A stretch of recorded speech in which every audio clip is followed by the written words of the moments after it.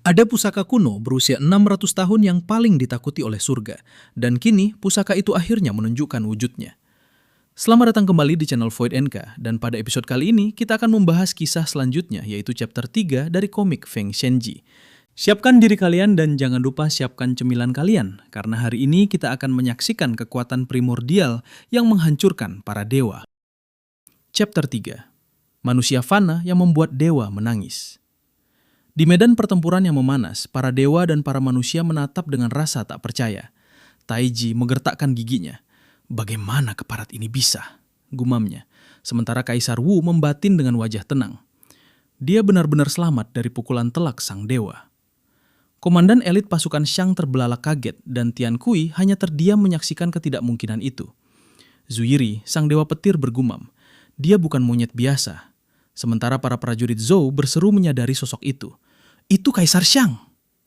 Di tengah pusaran debu dan kehancuran, Kaisar Shang, Zishou, berdiri tegak tanpa gentar, dengan jubah hitam yang berkibar dan menggenggam dua bilah pedang merah yang memancarkan aura membunuh. Ia menatap tajam ke arah dewa wabah, Gui Mu. Gui Mu dengan wajah pucat penuh jahitan menatap dengan mata terbelalak. Monyet fana, bagaimana mungkin? Kau seharusnya sudah mati karena serangan itu. Tidak mungkin kau masih hidup, teriaknya. Tian Kui yang melancarkan serangan kepada sang Kaisar Shang itu pun kebingungan. Pukulanku telak mengenainya, tapi dia tidak terluka sedikit pun. Aku merasakan aura aneh terpancar dari manusia ini. Menjawab kebingungan mereka, Zishou mengangkat pedangnya, menunjuk langsung ke arah sang dewa wabah, Gui Mu. Ia mengejek para entitas yang menyebut diri mereka dewa. Terkejut? Atau mungkin kalian semua terlalu melebih-lebihkan diri kalian sendiri. Yang disebut-sebut sebagai dewa perkasa ternyata tidak sekuat yang kukira. Biar kuramalkan apa yang akan terjadi pada kalian, ucap Zishou dingin. Mata Zishou berkilat penuh amarah yang tertahan. Sambil menodongkan pedangnya yang bergerigi ke arah Gui Mu, ia menjatuhkan vonisnya pada para dewa. Daging kalian akan kuiris, sepotong demi sepotong. Kalian akan menjerit kesakitan, memohon ampun, dan pada akhirnya mati di sini seperti anjing. Mendengar penghinaan itu, urat kemarahan menonjol di dahi Gui Mu. Kau benar-benar berani menghinaku? Menghina dewa? Kau monyet rendahan. Kau akan menyesali kata-kata itu, raungnya. Ia bersiap menyerang. Dengan senyum menyeringai yang mengerikan, Gui Mu melepaskan kekuatannya. Kekuatan ilahi, neraka kawanan belalang beracun, teriak Gui Mu dengan gertakan gigi, membuat para prajurit manusia di bawah gemetar ketakutan. Langit tiba-tiba menggelap. Pusaran energi hitam raksasa meletus ke udara, memanggil ribuan serangga iblis. Tanpa gentar, sang kaisar berdiri diam saat ribuan belalang haus darah mengerikan itu mulai mengerumuninya. Gigit dia sampai mati, perintah Gui Mu dengan buas. Suara dengungan tajam memenuhi udara saat belalang-belalang itu sepenuhnya menelan Zishou dalam pilar badai kegelapan. Gui Mu dengan wajah geram, percaya diri melihat musuhnya terjebak. Dia benar-benar terkepung, tidak ada jalan keluar. Taiji di atas naga bergumam meremehkan. Kawanan belalang beracun Gui Mu akan melucuti dagingnya hingga tandas. Di bawah sana, para prajurit Shang berteriak panik. Kaisar! Namun, rasa percaya diri Gui Mu pudar seketika. Dari dalam pilar badai hitam itu, kilatan energi merah membara muncul. Snap, snap, snap. Tebasan pedang raksasa berenergi merah merobek kawanan belalang itu dari dalam, membelahnya menjadi dua bagian cahaya merah dan menghancurkan sihir mematikan tersebut dalam sekejap. Membelah sisa-sisa badai serangga, Zishou melesat dengan kecepatan luar biasa. Gui Mu tersentak mundur, tubuhnya membeku. Wajahnya dipenuhi teror murni. Dia berhasil keluar. Mustahil. Bahkan di antara para dewa, hanya dewa agung dari 6 afiliasi surga yang mampu menghadapi kawanan belalang beracunku. Makhluk fana macam apa dia ini? Batinnya panik. Gui Mu, awas! Teriak Taiji dari kejauhan. Seketika Gui Mu mencengkeram senjatanya dengan tangan gemetar, tapi semuanya sudah terlambat. Dengan tatapan iblis dan ayunan kekuatan penuh, pedang merah Zishou menebas sang dewa. Sabit Gui Mu terbelah. Bahu dan dadanya menyemburkan darah segar ke udara. Gui Mu menjerit dalam penderitaan yang tak tertahankan. Wajah Zishou terciprak darah dewa, matanya menyiratkan kepuasan yang brutal. Ya, jeritan kesakitan ini, berikan aku lebih banyak lagi, ucap sang kaisar. Di tengah pertumpahan darah yang mengerikan itu, latar berpindah ke Zaisinglo, tempat di mana Wugeng dan Daji berada. Di sebuah balkon kayu yang dihiasi lampion-lampion merah yang berpendar lembut di malam hari, Daji melanjutkan kisah hidupnya. Aku awalnya dikenal dengan nama Xin Yuehu. Kakak perempuanku dan aku adalah bagian dari afiliasi pertarunan dalam 6 afiliasi surga. Ucapnya lembut kepada Wugeng. Ia menatap lampion yang bergoyang tertiup angin. Daji menunjukkan raut wajah penuh kasih sayang dan kesedihan yang mendalam. 8 tahun yang lalu, aku kebetulan bertemu dengan ayahmu. Dia selalu membenci dewa-dewa yang arogan. Tetapi aku mengajarinya untuk memahami bahwa bahkan di antara para dewa, ada mereka yang berpikir berbeda. Aku memutuskan untuk mencintainya dan mendukungnya dengan sepenuh hatiku. Setelah itu, aku kembali bersamanya ke Zauge dan hidup sebagai manusia biasa. Tahun-tahun terakhir ini adalah hari-hari paling bahagia dalam hidupku. Pangeran muda Wugeng menatap ibunya dengan tatapan tak percaya. Ibu sebenarnya adalah seorang dewa. Kenapa aku tidak pernah menyadarinya? Batinnya.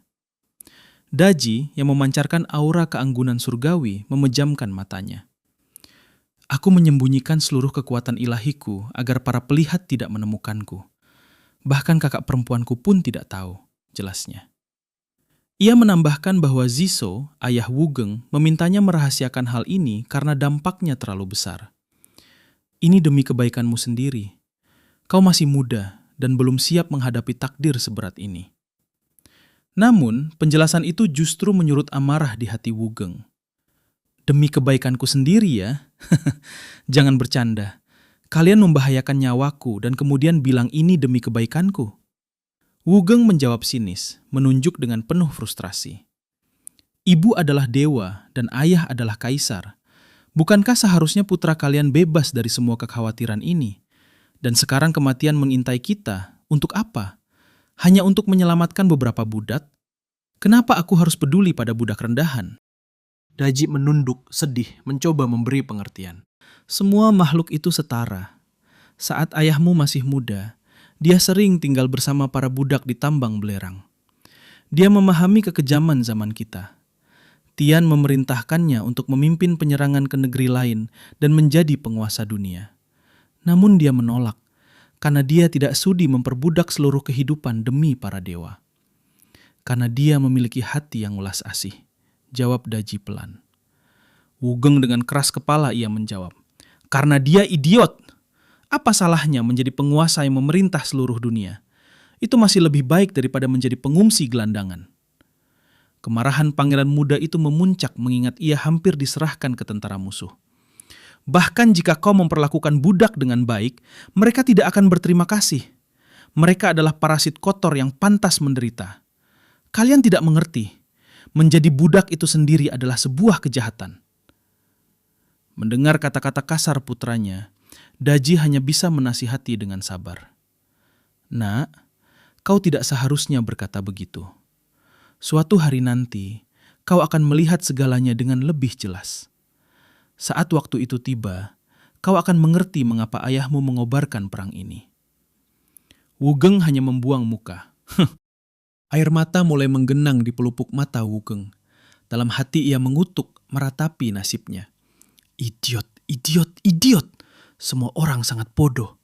Aku tahu kalian berdua idiot, tapi masalahnya kalian menyeretku ke dalam kekacauan kalian. Aku ini pangeran.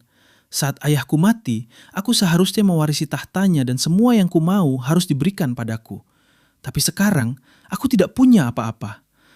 Bagaimana aku bisa bernasib sekejam ini? Aku adalah pangeran paling sial di dunia. Sambil menangis terseduh-seduh di tepi balkon, ia menolak menatap ibunya. Tinggalkan aku sendiri. Aku tidak mau bicara denganmu lagi. Memikirkannya saja membuat darahku mendidih. Kalian berdua menentukan nasibku tanpa sepengetahuanku. Itu tidak adil. Dan kau masih menyuruhku untuk menonton pertarungan ini? Sialan. Apa yang bagus dengan pertempuran ini? Aku menolak untuk menonton. Teriaknya, menolak untuk menonton pertarungan ayahnya. Sebelum Wugeng melanjutkan perkataannya, ia melihat hal aneh terjadi pada bejana emas Daji.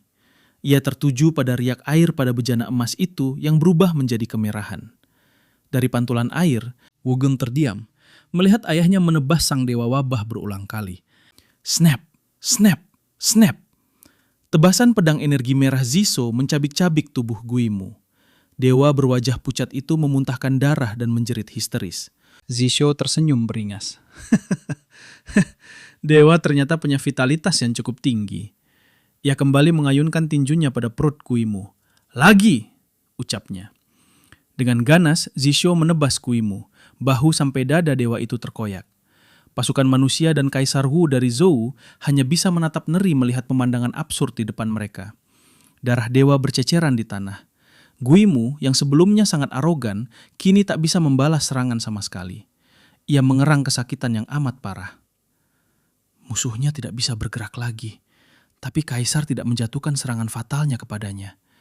Dia ingin sang dewa melolong kesakitan. Dia ingin mengajarinya rasa sakit yang menyiksa dari sebuah penyiksaan. Gumam komandan elit pasukan Shang dengan keringat dingin mengucur. Dari kejauhan, sang dewa hujan menutup mulutnya karena syok. Dan sang dewa api terbelalak tidak percaya apa yang dilihatnya. Apa kau melihat itu? Dia mempermainkan dewa. Luar biasa. Bisik prajurit Zhou dengan gemetar. Jiva menyadari ada maksud tersembunyi dari tindakan brutal Zisho. Dia mengampuni musuh, padahal dia jelas bisa menghabisinya. Dikelilingi musuh kuat, namun dia berani melakukan ini. Dia ingin jeritan Dewa Agung ini membuat tembok Zauge bergetar. Dia menghancurkan martabat dewa di depan semua orang. Mempermalukan dewa sampai sejauh ini. Apakah dia sedang membuat deklarasi? Gumamnya ngeri. Dengan satu tebasan telak, Ziso menebas kaki Guimu, membuatnya melayang di udara sejenak. Ini memalukan. Aku benar-benar akan mati di tangan manusia. Ini tidak bisa diterima. Rintih Guimu yang setengah mati terkapar di tanah. Tiba-tiba, suara langkah kaki yang sangat berat terdengar. Dewa berkulit merah dengan topi jerami, Tian Kui, turun tangan. Manusia, kau punya kemampuan. Izinkan aku mengujimu lagi. Panggilnya mengatap lurus ke arah Kaisar Shang.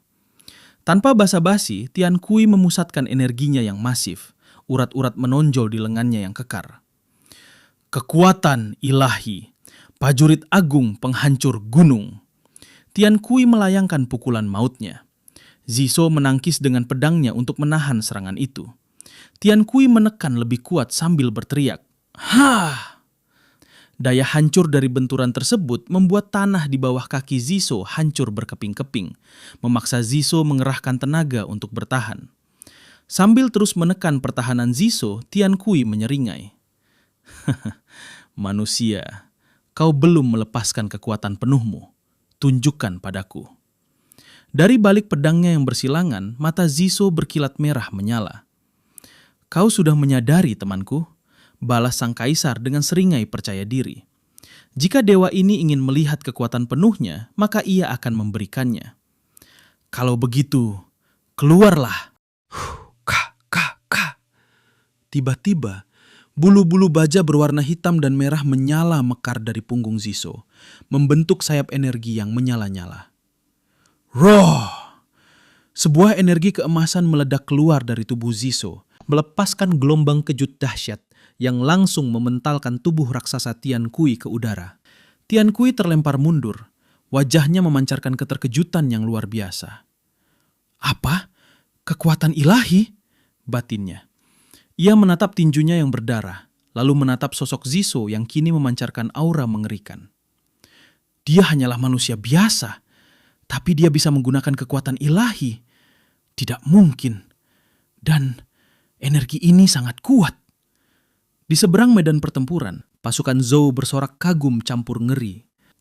Wow! Seru mereka, terdorong oleh badai angin dari benturan kekuatan Ziso. Kaisar Wu dengan tatapan seriusnya bergumam. Zirah Kaisar Shang, itu bukan benda untuk manusia biasa. Di atas naga, Taiji membelalakkan matanya tak percaya. Apa kau lihat? Monyet itu sekarang memancarkan kekuatan ilahi. Bagaimana ini mungkin? Namun di sebelahnya, Zuiri tetap tenang dan mulai mengungkap sebuah rahasia kuno. Taiji, pernahkah kau mendengar legenda yang dulu sering dibicarakan para dewa? Ini terjadi bahkan sebelum aku lahir. 600 tahun yang lalu terjadi duel tragis. Dewa tertinggi, Tian, bertarung melawan seekor binatang suci kuno. Setelah beberapa kali percobaan, binatang itu akhirnya terbunuh. Namun, konon roh binatang itu tidak bisa dihancurkan. Bahkan sebutir abu pun dapat membangkitkannya kembali. Di tengah pusaran debu yang perlahan menyibak, kebenaran dari legenda itu terungkap. Zirah Ziso telah bertransformasi sepenuhnya. Sayap-sayap api raksasa berwarna merah dan hitam membentang gagah dari punggungnya. Nama dari wujud kekuatan itu adalah Phoenix Abadi. Di balkon Zai Xinglu, Wugeng yang melihat pantulan dari bejana emas berseru takjub. Wah, luar biasa. Zirah ayah berubah wujud. Seolah-olah zirah itu hidup, teriak pangeran muda itu. Sang ibu, Daji, mengangguk pelan. Kau benar, zirah itu memang hidup. Seekor binatang suci yang dulu sangat ditakuti oleh Tian bersemayam di dalam zirah tersebut. Phoenix abadi dari legenda, jawabnya. Phoenix abadi? Tanya Wugeng, matanya tak berkedip.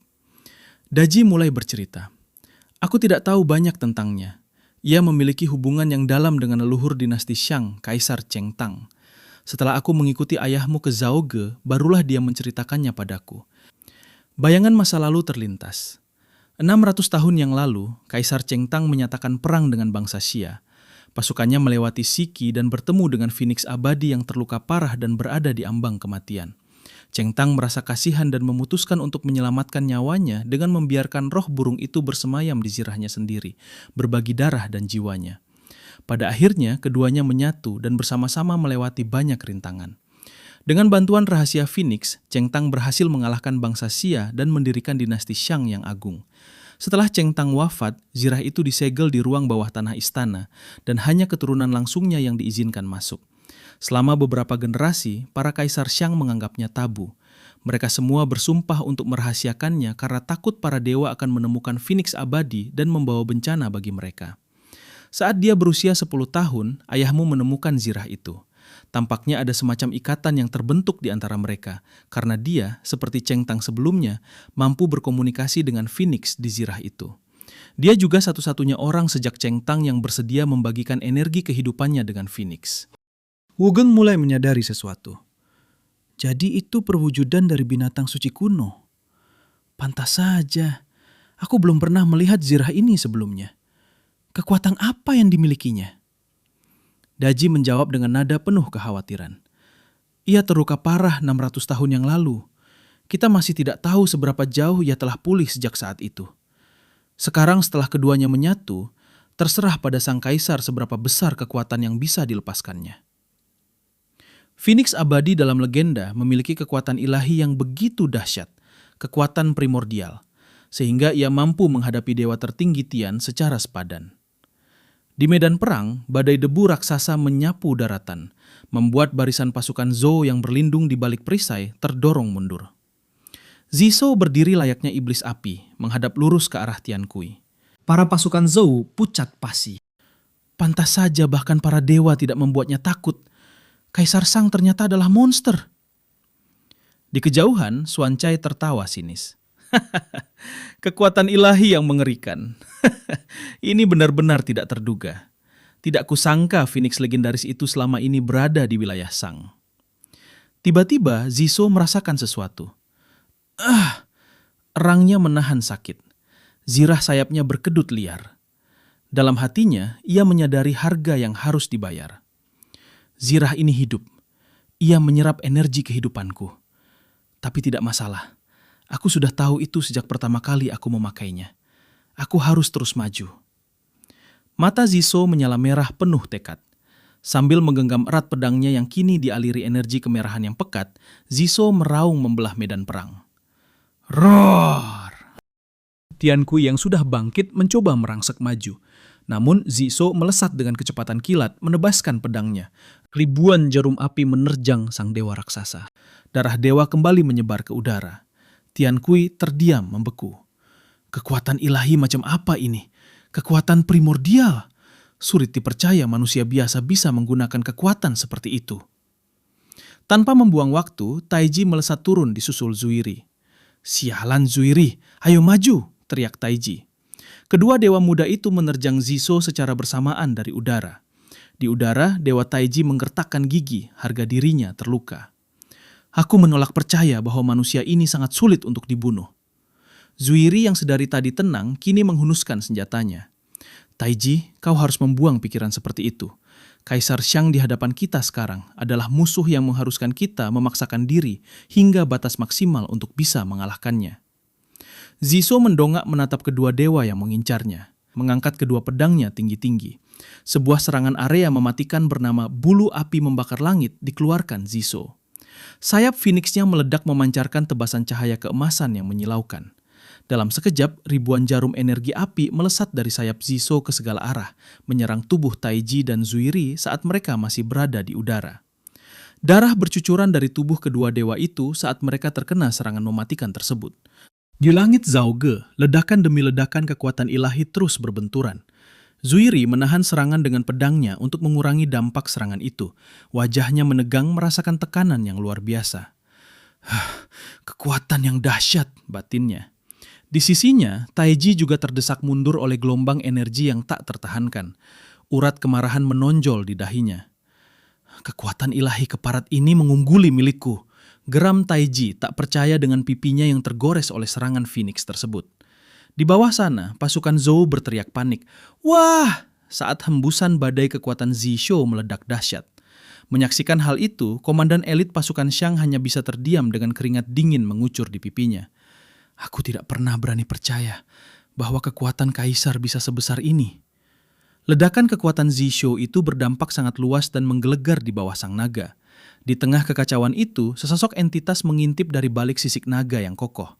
Entitas itu menatap memandangi siluet Zisho yang memancarkan aura api kemerahan dari sayapnya. Suara berat bergema. "Phoenix abadi?" Di sebuah tempat yang gelap, sosok misterius berambut putih panjang duduk bersandar di singgasananya. Wajahnya tertutup bayang-bayang. "Jadi ia benar-benar ada di sini. Apakah ini berarti dia adalah orang yang disebutkan dalam ramalanmu?" Gumam sosok berambut putih itu merujuk pada Phoenix abadi.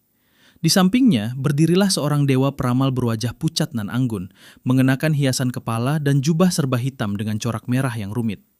"Ya, dia memang tampak sesuai dengan ramalanku," jawab sang dewa peramal dengan suara tenang. Sang dewa mulai menjabarkan isi ramalan yang mengerikan bagi para dewa itu. Seorang manusia luar biasa yang lahir di negara-negara kerajaan tengah kembali dari sisi lain lembah kematian dan bertarung berdampingan dengan Phoenix abadi. Pada akhirnya, ia menantang hak-hak ilahi para dewa dan memberikan kebebasan kepada semua budak di kolong langit. Manusia ini adalah dewa perang sejati bagi seluruh alam di bawah langit. Mendengar hal itu, sosok berambut putih itu terdiam. Sang peramal kembali membuka suara, memberikan sebuah peringatan. "Ini diprediksi melalui kekuatan ilahiku, penglihatan pelihat. Namun, ini sama sekali bukan prediksi yang pasti akan menjadi kenyataan. Jika kau bertindak segera, kau memiliki kekuatan untuk mencegah hal itu terjadi." Perlahan, tangan sosok berambut putih itu mengepal erat. Dari balik bayang-bayang, ia bergumam, "Dewa perang ya? Apakah dewa-dewa ini bakal bawa pasukan yang lebih mengerikan? Kita bahas di part selanjutnya. Kalau kalian suka dengan konten ini, jangan lupa like konten ini, share ke teman kalian, dan subscribe untuk dukung channel ini.